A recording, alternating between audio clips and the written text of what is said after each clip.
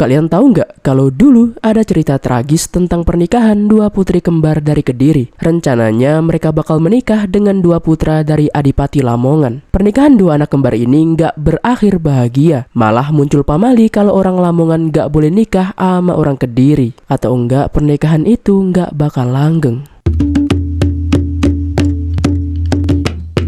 Kalian pernah dengar cerita ini? Ini adalah sebuah mitos yang ada di tempat kelahiranku, yaitu Lamongan.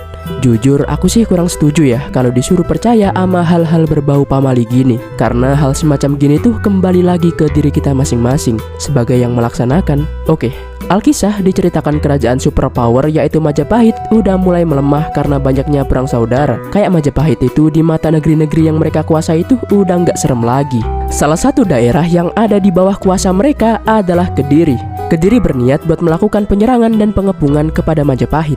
Namun Majapahit sendiri masih terlalu kuat buat Kediri. Jadinya mereka punya rencana untuk mengajak kerjasama daerah di pesisir utara Jawa. Salah satunya adalah Lamongan. Saat mencari tahu informasi terkait Lamongan, Adipati Kediri mengetahui kalau Adipati Lamongan punya dua putra kembar bernama Panji Laras dan Panji Liris. Adipati Kediri akhirnya punya rencana untuk menikahkan anaknya yang juga kembar bernama Dewi Andansari dan Dewi Andanwangi.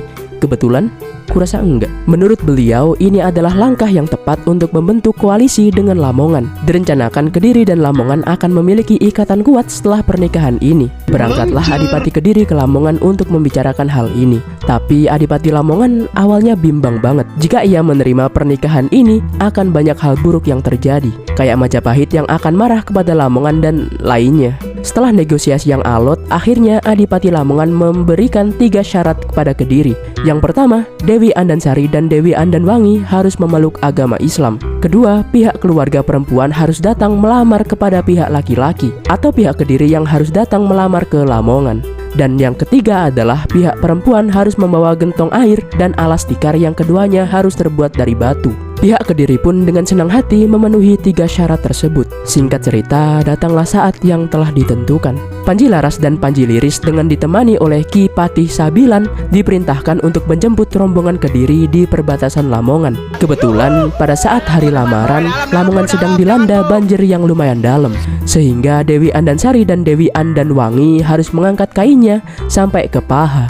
Namun Panji Liris dan Panji Laras melihat paha kedua putri tersebut penuh dengan bulu kaki yang lebat. Setelah melihat itu, Panji Liris dan Panji Laras pun seketika menolak lamaran tersebut secara mentah-mentah.